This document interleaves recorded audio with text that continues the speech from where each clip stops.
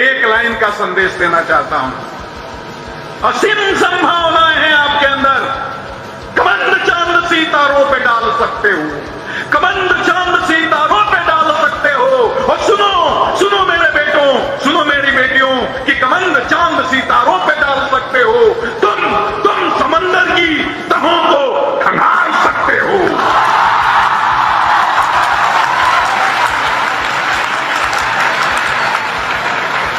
कमंद चांद सितारों पे डाल सकते हो, तुम समंदर की तहों को खंगाल सकते हो। और तुम्हारी औकात का अंदाजा जमाना क्या लगाएगा, तुम्हारी औकात का अंदाजा जमाना क्या लगाएगा। तुम चाहो तो पत्थर से दरिया निकाल सकते हो, कुछ भी कर सकते हो। हिंदुस्तान के तमाम देशवासियों को ऋषिकेश पाठक का प्यार भरा नमस्कार। यकीनन आप मुझे जानते हैं, पहचानते हैं, बहुत बेहतर तरीके से जानते हैं और बहुत बेहतर तरीके से पहचानते हैं। और आज की इस धमाकेदार कमांडो ट्रेनिंग में मैं आपकी मुलाकात कराने जा रहा हूं एक रियल कमांडो से, एक ऐसे योद्धा से मैं आपकी मुलाकात कराऊंगा जिनकी चर्चाएं, जिनकी बातें पूरे विश्व में हो रही है। एक ऐसे दिग्गज जिन्होंने हिंदुस्तान का सबसे बड़ा examination union public service commission, मैं बताना चाहूंगा आपको, हिंदुस्तान का सबसे बड़ा examination union public service commission qualify किया था।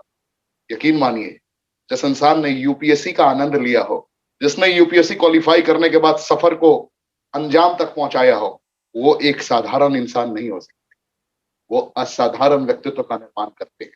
मैं बात कर रहा हूं भूतपूर्व डीजीपी गुप्तेश्वर पांडे जी की। मैं आज इस कमांडो ट्रेनिंग में आप सभी को प्रशिक्षित करवाने के लिए उन्हें आमंत्रित करके लेकर आया हूं। सर से बहुत रिक्वेस्ट किया मैंने, सर का बिजी शेड्यूल आप सभी जानते हैं। एक बेहतरीन कॉर्पोरेट ट्रेनर के तौर पर भी ये उभर के सामने आए हैं। आज बड़ी बड़ी कंपनियों को इन्होंने प्रशिक्षण प्रणाली से अवगत कराया है और अध्यात्म में किस हद तक खुद को कनेक्ट किया है, जग जाहिर है।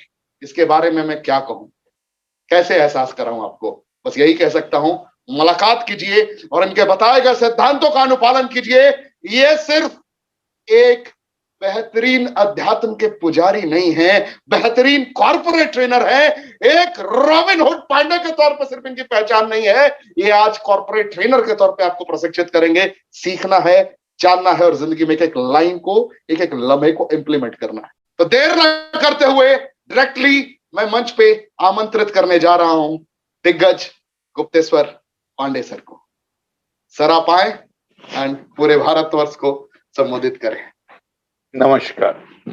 अभी मैं सर से कुछ सवाल पूछूंगा एंड आज आप लोगों से मुलाकात करा रहा हूं तो डेफिनेटली कुछ यकीनन सवाल पूछूंगा जो आपकी जिंदगी से रिलेटेड है, कॉर्पोरेट लाइफ से रिलेटेड है, रेनेटस वेलनेस से रिलेटेड है, डायरेक्ट सेलिंग इंडस्ट्री से रिलेटेड है, सुब्रतो दत्ता जी से रिलेटेड है, रतन टाटा जी से रिलेटेड है, महिंद्रा जी से रिलेटेड है, गुरतेज सिंह जी से रिलेटेड है, सुमित देवनाथ जी से रिलेटेड है, लखविंदर सिंह खंगूरा साहब से रिलेटेड है। आज जो मैं सवाल पूछूंगा, एक एक सवाल का जवाब बड़े कॉन्फिडेंस के साथ और बड़े बेहतर अंदाज में हमारे गुप्तेश्वर पांडे सर आपके समक्ष देंगे। तो मैं सर की ओर कैमरा कर रहा हूं और उसके बाद ये सवाल पूछना चाहूंगा।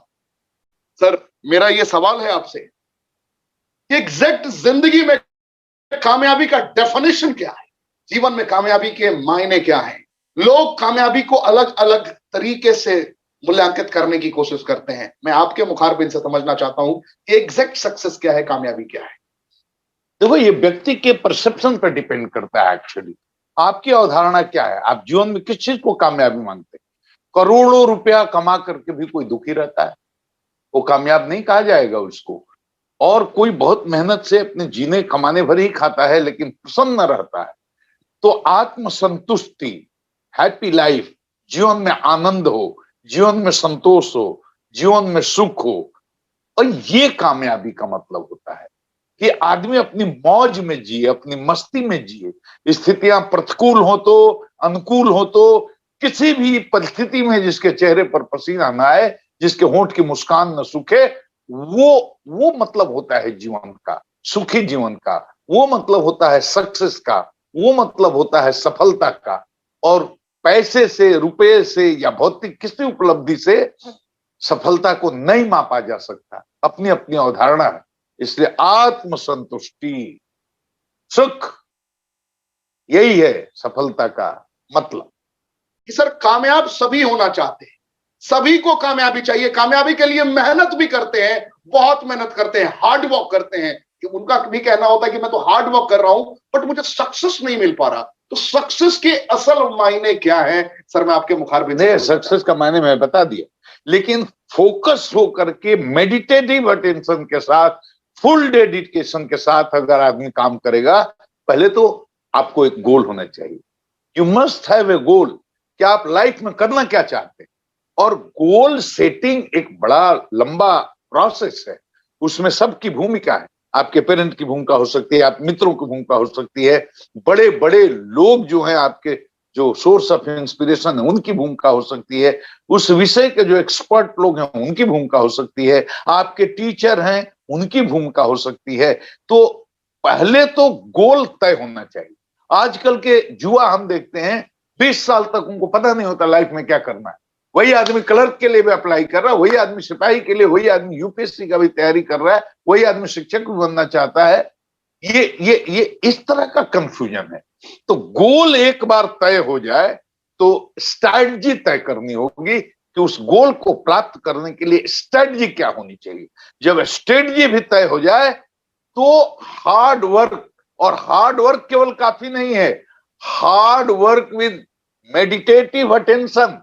मेडिटेटिव अटेंशन का मतलब मेडिटेशन में चित्त को जैसे एकाग्र करके अंतर की यात्रा की जाती है, उस तरह से मेडिटेटिव अटेंशन के साथ फोकस्ड होकर के अगर अपने गोल को हासिल करने के लिए कोई हार्ड वर्क करेगा तो निश्चित रूप से उसको कामयाबी मिलेगी।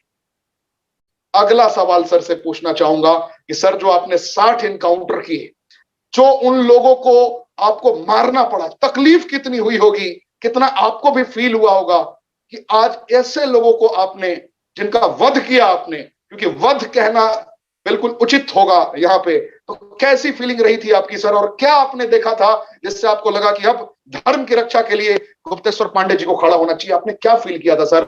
और भारतीय प्रशासनिक सेवा में रहने के दरमियान ऐसा क्या फील किया आपने कि आप योद्धा के समान जान की परवाह किए बगैर आप मैदान में कूद गए और बहुत सारे लोगों के लिए एक इंस्पिरेशन बने सर? ये मैं समझना चाहता हूं आपके माध्यम से सर। अगली आवाज आप। देखिए, धर्म की तो रक्षा करना सबका धर्म है। धर्म नहीं रहेगा तो आदमी पशुवत हो जाएगा। आहार, निद्रा, भय, मैथुन तो सब में है। मतलब पशुओं में भी, चींटी में भी, हाथी में भी, शेर में भी, बाघ में भी, पशु में भी, पक्षी में भी। मनुष्य इसीलिए मनुष्य है कि उसके अंदर केवल आहार, निद्रा, भय, मैथुन की वृत्ति नहीं है, उसके ऊपर उसके पास विवेक है। वो विवेक है, उसके पास धर्म है। धर्म का मतलब क्या हुआ? परहित सदिश धर्म नहीं भाई। तुलसीदास ने तो यही कहा, दूसरे की कल्याण के समान कोई भी धर्म नहीं है। समाज कल्याण के लिए, आम आदमी के कल्याण के लिए, जो समाज के सबसे निचले पैदान पर आदमी खड़ा है, उसकी मदद के लिए जरूरत पड़े तो अपनी गर्दन भी कटा दे, ये धर्म है। इसीलिए मैं कहता हूं, मुझे इस बात का कोई अफसोस नहीं कि मेरे कार्यकाल के दौरान कितने लोग मारे गए, अपराधी मारे गए। वो गाली भी देते रहते हैं उनके रिश्तेदार लोग अभी तक। लेकिन मैं तो यही कहूंगा कि अन्याय सहकर बैठ रहना यह महादुष्कर्म है। न्यायार्थ अपने बंधु को भी दंड देना धर्म है। अर्जुन कहाँ मारना चाहते थे? उनके 100 भाई युद्ध के मैदान में सामने खड़े हैं, अपने भाइयों को मारना चाहते थे, अपने सगे संबंधियों को मारना चाहते थे, अपने फूफा मामा को मारना चाहते थे, क्या अपने गुरु द्रोणाचार्य को मारना चाहते थे, अपने पितामह भीष्म को मारना चाहते थे? मारना पड़ा। क्यों? धर्म के लिए मारना पड़ा। इसीलिए मैंने कहा दिनकर की पंक्ति, जो अन्याय सहता है उससे बड़ा अधर्मी कोई नहीं है। तो मैंने जो भी किया वो मेरे जीवन का कर्तव्य था। मैं पुलिस पदाधिकारी, जिलों में एसपी, कप्तान के रूप में रहता था, और जहां जिन लोगों ने आतंक मचाया मैंने पुलिस को खुली छूट दी और पुलिस मुठभेड़ में लोग मारे गए। बहुत बहुत धन्यवाद सर। अगला मेरा सवाल सर से यही होगा कि सर, रेजोल्यूशन न्यू ईयर तो बहुत सारे लोग ले लेते हैं कि मैं अब ये करने वाला हूं, मैं अब वो करने वाला हूं, निश्चित तौर पे करूंगा, मेहनत भी करना प्रारंभ कर देते हैं, लेकिन वो मुकाबले से बाहर हो जाते हैं। कुछ दिनों की नाकामियों के बाद, कुछ दिनों तक संघर्ष करने के बाद वो फिर मैदान छोड़ देते हैं और वो भूल जाते हैं कि मैंने कोई संकल्प लिया था। ऐसे लोगों के लिए, ऐसे जुझारू योद्धाओं के लिए, ऐसे शख्सियतों के लिए जो मेहनत तो करते हैं, ठानते हैं कि मैं 500 बनूंगा, 1000 बनूंगा, एग्जीक्यूटिव बनूंगा, मैं किंग लेवल तक पहुंचूंगा, मैं बहुत बड़े पैमाने पर अपनी कंपनी को लेकर जाऊंगा, लेकिन उसके बाद फिर गिव अप कर जाते हैं। ऐसे लोगों के लिए सर क्या संदेश देना चाहेंगे आप? अगली आवाज सर की। रिजोल्यूशन से केवल रेवोल्यूशन नहीं होता, केवल रिजोल्यूशन लेना काफी नहीं है, उससे क्रांति नहीं हो सकती। रिजोल्यूशन के पीछे कितना डिटर्मिनेशन है, कितना डिटर्मिनेशन है, रिजेक्शन को सहने की क्षमता कितनी है, एक जुनून पैदा करना है, अपने अंदर एक आग पैदा करनी है। अगर जुनून नहीं रहेगा तो रिजोल्यूशन टूट जाता है, आदमी हारता है, एक बार हारता है तो आदमी टूट जाता है। इसलिए अपने इरादे को मजबूत, अगर रिजोल्यूशन लेने के बाद भी आपके जीवन में क्रांति नहीं आई तो इसका मतलब कि आपका मन बड़ा कमजोर है, आपकी संकल्प शक्ति कमजोर है, आपकी इच्छा शक्ति कमजोर है। तो ये पर्सनालिटी डेवलपमेंट का एक पार्ट है। आपकी पर्सनालिटी पूरी तरह से डेवलप नहीं हुई है, आप में दृढ़ संकल्प शक्ति का आविर्भाव नहीं हुआ है, दृढ़ इच्छा शक्ति आपकी नहीं हुई है, तो थोड़ी दूर गए, लड़खड़ाए, छोड़ करके मैदान भाग गए। तो मैं तो ये कहता हूं कि अपनी दृढ़ इच्छा शक्ति के बल पर और मेडिटेटिव अटेंशन के साथ कोई भी हार्ड वर्क करे तो रिजोल्यूशन रिवोल्यूशन में बदल सकता है। इसीलिए मैं कहूंगा कि कुछ भी हो सकता है, कुछ भी कर सकते हो, कमंद चांद सितारों पे डाल सकते हो, कमंद चांद सितारों पे डाल सकते हो, तुम समंदर की तहों को खंगाल सकते हो और तुम्हारी औकात का अंदाजा क्या कोई लगाएगा। तुम चाहो तो पत्थर से दरिया निकाल सकते हो। तो लगे रहने की जरूरत है, दृढ़ संकल्प शक्ति के साथ कामयाबी मिलेगी, मिलती है और आपको भी मिलेगी, इसमें कोई शक नहीं है। तो मैं सर से अगला सवाल पूछना चाहता हूं आप लोगों की तरफ से कि सर, शुरुआती रिजल्ट क्या हर जगह इतना छोटा होता है? शुरुआती दौर में बहुत सारे लोग प्रयत्न करते हैं, कोशिश करते हैं आगे बढ़ने की, बट रिजल्ट दिखता नहीं है, लगता है कि अब मुझसे नहीं हो पाएगा और गिव अप करने पहुंच जाते हैं। स्टार्ट सदैव छोटा लगता है कि हो ही नहीं पाएगा, संघर्ष भी करते हैं, उनको लगता है कि मैं मेहनत दिन रात कर रहा हूं, लेकिन गिव अप करने का एटीट्यूड डेवलप होता है। तो मैं आपसे जानना चाहता हूं कि जब आप आईपीएस बनने के लिए निकले थे उस वक्त क्या आपको भी इन चुनौतियों का सामना करना पड़ा था? और हिंदुस्तान के तमाम युवाओं को, जो भी अभी पूरे भारतवर्ष से जो भी आपकी आवाज सुन रहे हैं, जो भी रिनोवियन कनेक्टेड है, जो भी पूरे भारत के दिग्गज आपके साथ कनेक्टेड हैं, कश्मीर से लेकर कन्याकुमारी तक की आवाज सभी सुन रहे हैं सर, उनको क्या संदेश देना चाहेंगे, उनको क्या बताना? मैं ये बताना चाहूंगा, आसमान से हीरे की वर्षा नहीं होती, आसमान से हीरे की वर्षा नहीं होती, आसमान से मोतियों की वर्षा नहीं होती, हीरे जवाहरात की वर्षा नहीं होती कि जाकर के बोरियों में भर करके और घर में ले आकर के रख लो। अगर जीवन में कुछ हासिल करना है तो उसके लिए संघर्ष करना पड़ता है, और शुरू में ही ऐसा कोई धमाका हो जाए, ऐसा कोई विस्फोट हो जाए, ऐसा सोचना भी नहीं चाहिए। धीरे धीरे शुरुआत होती है। अगर मैं ये सोच करके अगर रह जाता कि मैं एक गरीब का बेटा जिसको पिताजी 100 रुपया महीना भी भेज नहीं पाते थे, पटना में पढ़ता था और उस समय 100 रुपये महीने का खर्चा था, वो भी उनको देने में तकलीफ होती थी। अगर मैं ये सोच लेता कि मैं एक गरीब किसान का बेटा कैसे यूपीएससी कर सकता हूं, कैसे आईएएस बन सकता हूं, कैसे आईपीएस बन सकता हूं, तो आज मैं भी गांव में जाकर के खेती कराता रहता।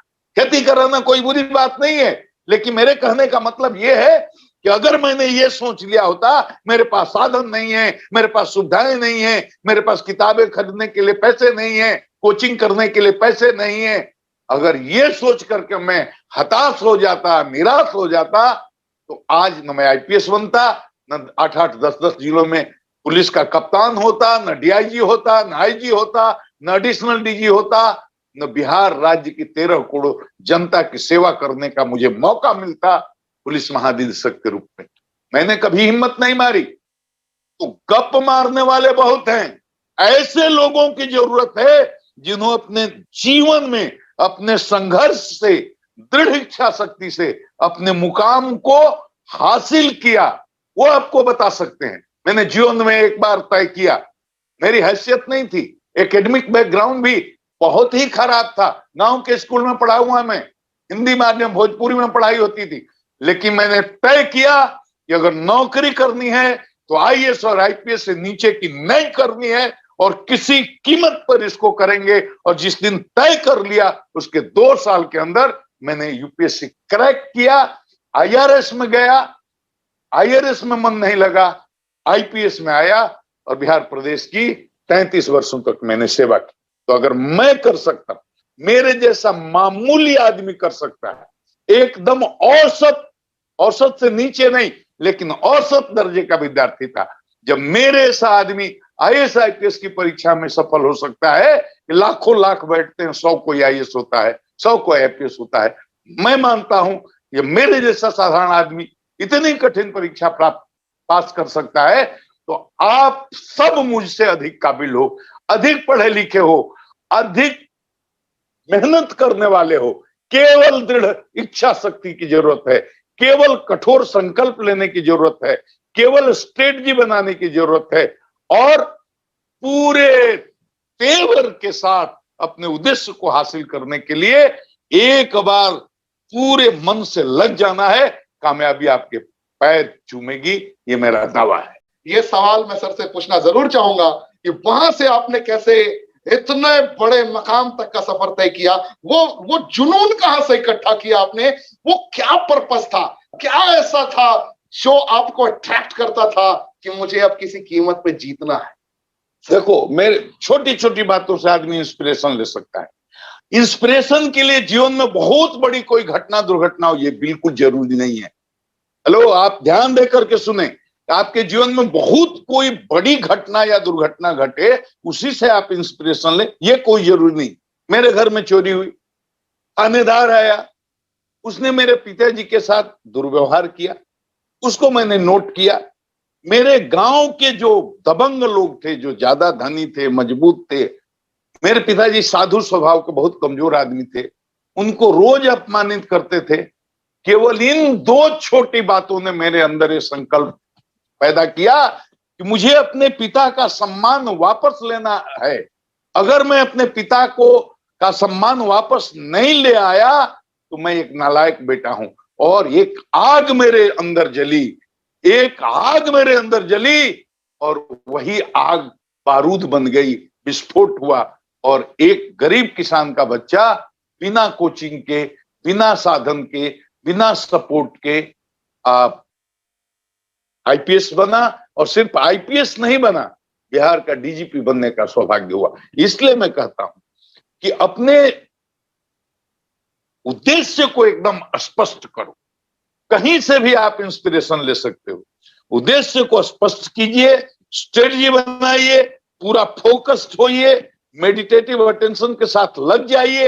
एक बार गोल बना लिया, डेविएट नहीं होना। डेविएट होगे तो डेविएट होते होते डेविएशन होते आपकी ऊर्जा भी खत्म होगी, आपको हताशा भी होगी, आपको निराशा भी होगी, जो बाद में चल करके स्ट्रेस और उसके बाद में चल करके आपको फ्रस्ट्रेशन में और बाद में डिप्रेशन में बदल जाती है। इसलिए निर्णय लो, डेविएशन नहीं होना चाहिए, बिल्कुल दृढ़ इच्छा शक्ति के साथ लग जाइए, आपको कामयाबी मिलेगी। मैंने इसी तरीके से कामयाबी हासिल की।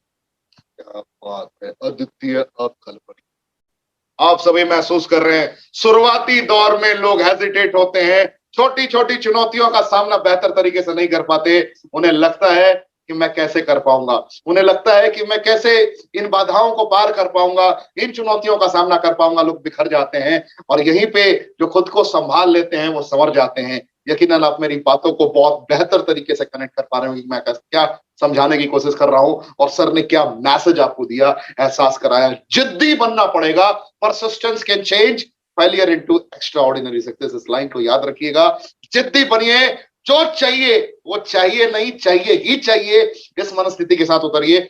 शुरुआत में कभी कभी डर लगेगा, हेजिटेट हो जाओगे आप कि मैं कैसे करूं, ना करूं, 40 के साथ स्टार्ट करूं, 640 सीसी के साथ स्टार्ट करूं या ना करूं, कहां चैलेंजेस आ रहे हैं, किन बुनियादी फैक्ट्स को समझने की जरूरत है, कहां मुझे और सीखना है। याद रखना है, बगैर सीखे कोई इतिहास नहीं रह सकता, बगैर पढ़े हुए, बगैर स्ट्रेटजीज बनाए कोई बड़े मकाम तक नहीं पहुंच सकता। मैं आपको बताना चाहूंगा, एक अपनी तरफ से एक मैसेज देना चाहूंगा आपको कि जिंदगी में जब कोई बड़ा संकल्प आप लेते हैं और बहुत बड़े पैमाने पर जाना है, हो सकता है आज पहली बार आप इस लेवल की ट्रेनिंग को आप सुन रहे हो, कॉर्पोरेट ट्रेनिंग, वर्ल्ड लेवल की, एशिया की नंबर 1 ट्रेनिंग, दुनिया की नंबर 1 ट्रेनिंग बनने की ये ताकत है, इसके अंदर सामर्थ्य है। मैं आपको बताना चाहता हूं, आपको समझाना चाहता हूं बड़े छोटे तरीके से, बड़े सिंपल तरीके से, कि अगर बहुत बड़ा रिजल्ट चाहिए आपको तो आपको सीखना होगा, निरंतर सीखना होगा।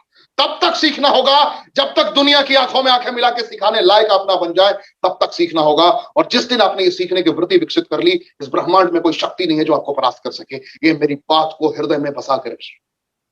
और ऐसे लिविंग लेजेंड पर्सनालिटी का शुक्रिया अदा करना बनता है। अगर आपको समझ में आ रहा हो कि आपको इन्होंने क्या सिखा दिया है, आपके पूरे जीवन का सार इन्होंने चंद मिनटों में आपके समक्ष प्रस्तुत करके एहसास कराया है। आज जैसी कमांडो ट्रेनिंग, आज जैसी ट्रेनिंग आपने जिंदगी में कभी एहसास नहीं की होगी। आपने इनका डीजीपी का अंदाज जरूर देखा होगा, आपने बड़े बड़े वक्ताओं को इन्हें कनेक्ट करते हुए जरूर देखा होगा, इन्हें बड़े बड़े भागवत कथाओं को अपने अंदाज में बयां करते हुए जरूर देखा होगा। लेकिन आज डिजिटली मेरे रिक्वेस्ट के बाद डीजीपी, भूतपूर्व डीजीपी गुप्तेश्वर पांडे जी आपके समक्ष अपने ही अंदाज में कॉर्पोरेट ट्रेनिंग डिलीवर करते हुए जा रहे हैं। तो इनसे आखिरी सवाल आज का मैं पूछना चाहूंगा, आखिरी सवाल इनसे पूछना चाहूंगा। बहुत मजेदार सवाल है, गेस कीजिए क्या सवाल हो सकता है। जस्ट इमेजिन, क्या मैं पूछ सकता हूं इनसे अगला सवाल। यह सवाल बड़ा मजेदार है। यह सवाल है अननोन फियर, अनजाना सा डर कि अगर मैं आगाज करता हूं तो मेरा अंजाम कैसा हो सकता है। लोग डरते हैं। अरे 10,000, 15,000, 20,000 की नौकरियों में संघर्ष करने वालों, मैं आपसे कहना चाहता हूं, आप भी अगर अपने कॉर्पोरेट लाइफ को फील कर रहे हो, अगर आप भी किसी बड़ी बड़ी कंपनियों में 20,000, 25,000, 30,000 का बिजनेस कर रहे हो, और आज हमारे माननीय प्रधानमंत्री के शब्द है कि आप स्टार्टअप खड़े करो बड़े पैमाने पे। आज डिफरेंट तरीके से हमारे भारत के माननीय प्रधानमंत्री नरेंद्र मोदी साहब भी निरंतर कहते रहे हैं कि आप आगे बढ़ो, व्यवसायिक दृष्टिकोण से दुनिया को देखो, जुड़ जाओ, दृढ़ संकल्पित इरादे के साथ आगे बढ़ो। तो लोग कहते हैं अरे मोदी जी तो नौकरी नहीं दे रहे हैं। Are you able to understand my point? Modi ji अपने पैरों पे खड़ा रहने के लिए आपको कह रहे हैं, मोदी जी आपको एक अपनी किस्मत अपने हाथों में रखने की बात कर रहे हैं कि आप लाख रुपए भी हफ्ते में कमाए, 10 लाख भी कमाए, 1 करोड़ भी कमाए, किसने रोका है? अपनी किस्मत अपने हाथों में रखने की बात करते हैं। लेकिन लोग समझ नहीं पाते, लोग डरते हैं। रेनेडर शुरुआत करने से पहले लोग डरते हैं, बड़े बड़े उद्योग लगाने से पहले लोग डरते हैं, बड़े बड़े व्यवसायिक विकास को अंजाम तक पहुंचाने से लोग डरते हैं। कहीं मैं नाकाम हो गया तो, कहीं मैं हार गया तो, अगर मेरी 20,000 की नौकरी अभी सुनिश्चित है और मेरे पास अगर 20,000 भी नहीं बचे तो 20 लाख के चक्कर में कहीं 20,000 भी ना छूट जाए। बच्चों को बचपन से लेकर आज तक एक ही शिक्षा दिए जा रहे हैं, लगातार शिक्षा दिया जा रहा है कि भाई तेरे को नौकरी करनी है, तेरे को नौकरी करनी है, तू ढंग से पढ़ाई कर, तेरे को नौकरी करनी है, ढंग से पढ़ाई कर, तेरे को नौकरी करनी है। भाई साहब, कॉर्पोरेट बड़ा उद्योगपति कौन बनाएगा? आज जो दुनिया के सबसे अमीर व्यक्ति हैं, दुनिया के सबसे अमीर व्यक्ति कौन है? आप सभी को पता है, कमेंट का ऑप्शन में बताइए। Elon Musk. जानते हैं आप भारत के सबसे अमीर व्यक्ति कौन है? गौतम अडानी। क्या ये अगर वही पुराने पैटर्न को फॉलो कर रहे होते तो क्या इस लेवल पे पहुंच पाते? क्या अमेज़न के मालिक जेफ बेजोस उस मकाम तक पहुंच पाते? Warren Buffett, Jack Ma, hello, Bill Gates इस मकाम तक होते? एक सेकंड में 15,000, 16,000, 17,000, 20,000, 25,000 रुपए उनकी आमदनी है। 100 करोड़ की आमदनी एक दिन में भी करने की क्षमता रखते हैं वो लोग। किसी का 12,300,000 करोड़ का नेटवर्थ है, किसी का 24,500,000 करोड़ का नेटवर्थ है। जरा इमेजिन करिए, हम करोड़ों रुपए भी पूरी जिंदगी में कमा के संतुष्ट हो जाते हैं। मैं आपसे बात कर रहा हूं कि फाइनल चुनौतियों से बाहर कैसे निकलना है और चुनौतियों का सामना कैसे करना है, ये अब शब्द आप इनके माध्यम से सुनेंगे। अननोन फियर पे विजय कैसे प्राप्त करना है। और ये सर की आखिरी संदेश है आज की। ये लाइन सुनने के बाद आज भी अगर आप नहीं जागे तो परमात्मा दोबारा इस धरती पे इस अंदाज में इस विभूति को आपको कनेक्ट करवाने के लिए नहीं भेजेंगे। यकीन मानिए, आज की ट्रेनिंग दुनिया की नंबर 1 ट्रेनिंग है, ट्रस्ट मी, क्योंकि गुप्तेश्वर पांडे जी के मुखारबिन से निकल रही है। और यही मेरा सवाल है सर, जो मैंने आपके समक्ष रखा कि अननोन फियर और इन चुनौतियों का सामना किस अंदाज में किया जाए। आपने सवाल भी किया, आपने सवाल का जवाब भी दे दिया, तो मुझे बोलने के लिए ज्यादा कुछ नहीं है, लेकिन मैं यही कहूंगा कि जो डर गया वो मर गया। अरे ईश्वर के पुत्र तुम, अमृत के अंश तुम, क्या बिगाड़ सकती हैं क्षुद्र परिस्थितियां। भिड़े रहो, डटे रहो, आपके कदमों पर सफलता खुद आकर के अपना माथा पटक करके बोलेगी, मुझे उठा लो, मैं आपके कदमों में झुक गई हूं। देखो, हिम्मत रखने की बात है। मैं आपको गोल सेट कैसे किया जाता है, मैं आपको गोल सेटिंग बताऊंगा। स्ट्रेटजी कैसे बनाई जाती है, मैं आपको स्ट्रेटजी बताऊंगा। प्लानिंग की कैसे की जाती है वो बताऊंगा। फोकस माइंड को कैसे बनाया जाता है, मेडिटेटिव अटेंशन क्या चीज है और कैसे मेडिटेटिव अटेंशन आदमी को बनाया जाता है, वो आपको कला सिखाऊंगा। और रिजेक्शन कि अगर मान लो कि हम despite of our best efforts if you fail to achieve our goal, तो हमारा प्लान बी क्या होगा। ये नहीं कि हम हताश हो जाएं, ये नहीं कि हम निराश हो जाएं, ये नहीं कि हम जाकर आत्महत्या कर लें। अरे जिंदगी इतनी ही नहीं है, ये जिंदगी परमात्मा की दी हुई है। आपने कुछ चाहा, आपने गोल सेट किया, आपने ईमानदारी से मेहनत भी की, आपने फोकस रख करके मेडिटेटिव अटेंशन के साथ हार्ड वर्क भी किया। अगर वो भी नहीं, अगर आपको उसके बावजूद भी नहीं प्राप्त हुआ, ये आपका प्रारब्ध है। यहां भी हिम्मत नहीं हारना है। ये जिंदगी ईश्वर ने दी है, बहुत खूबसूरत जिंदगी है। उसके बाद भी अगर हमें सफलता मिलती है, उसके बाद जिंदगी को और खूबसूरत कैसे बनाए, ये भी हम आपको सिखाएंगे। इसलिए अननोन फियर से नहीं डरना है। और जिंदगी का जब भरोसा नहीं, कल कौन कहता है कि दुनिया सत्य है सपना नहीं है, जबकि अपना श्वास भी अपना नहीं। अरे जिंदगी का जब कोई भरोसा नहीं, अरे क्या नफा नुकसान हो जाएगा। हमको सफलता नहीं मिलेगी ये सोच करके अगर काम शुरू नहीं करोगे तो जहां हो वहीं रह जाओगे। जो पक्के इरादे के साथ, ईमानदारी के साथ, डेडिकेटिव अटेंशन के साथ अपने संकल्प की ओर बढ़ता है, पूरी कायनात आंचल बिछा करके उसका स्वागत करती है। इसलिए चरय वेति ये शास्त्रों का वचन है। हमें चलना है, चलते ही रहना है, हिम्मत छोड़ना ही नहीं है। और ये सोचना ही नहीं है निगेटिव चीज कि हम शुरू किए और सफल नहीं हुए, तो नहीं हुए तो अफसोस भी नहीं रहेगा। हमने पूरी ईमानदारी से कोशिश की। फिर उसके बाद जीवन को कैसे खूबसूरत बनाया जाता है, ये कला भी हम आपको सिखाएंगे। क्या बात है, तैयार हो जाइए, बिगुल बज चुका है, बिगुल बज चुका है। आज आप सभी जरा अपने मोहब्बत का इजहार तो करिए, कमेंट का ऑप्शन जरा दिखाइए तो अपना मोहब्बत, एहसास कराइए तो सही कि किस शख्सियत ने आपको आज प्रशिक्षित किया है। गर्व होना चाहिए, आपको गर्व होना चाहिए कि एशिया की नंबर 1 कमांडो ट्रेनिंग के आप पार्ट हैं। आपको गर्व होना चाहिए कि आप दुनिया के नंबर 1 कमांडो से, जिन्होंने अध्यात्म को भी कनेक्ट किया और पूरे जीवन का भी निचोड़ निकाला, उस कमांडो से आपने सीखा है। बस मैं तो बस इतना ही खुशकिस्मत रहता हूं कि इनका आशीर्वाद मुझे सदैव प्राप्त है। मैं क्या कहूं, इससे ज्यादा अभी अपनी भावनाओं को अभिव्यक्त नहीं कर सकता मैं, लेकिन बस यही कहूंगा, तैयार हो जाइए, बहुत बड़ा धमाका होना है। जब आप YouTube पे जाएंगे, गुप्तेश्वर पांडे टाइप करिएगा। मैं फिर दोहरा रहा हूं, आपने पोस्टर देखा होगा, पोस्टर पे साफ साफ लिखा है गुप्तेश्वर पांडे टाइप करेंगे। किस शख्सियत की आपने ट्रेनिंग अटेंड की है आप उन्हें जान भी जाएंगे।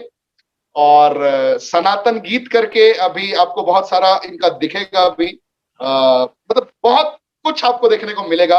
आनंदित हो जाएंगे आप, प्रफुल्लित हो जाएंगे आप, फील तो करके देखिए।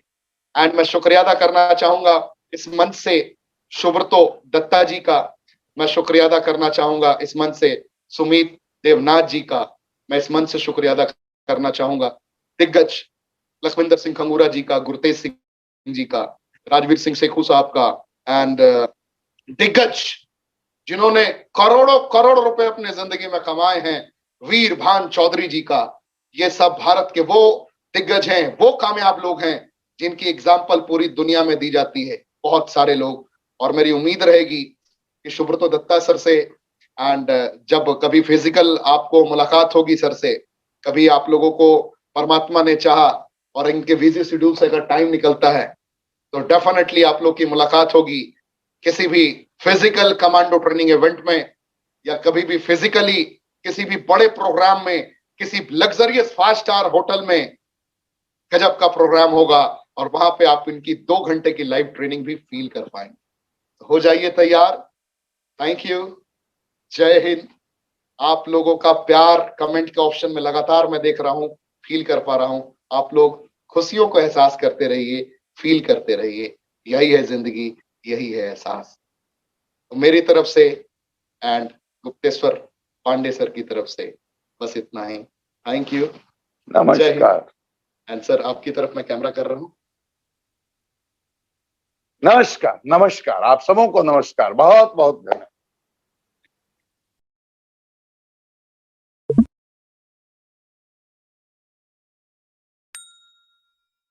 मुसीबतें तो आएंगी,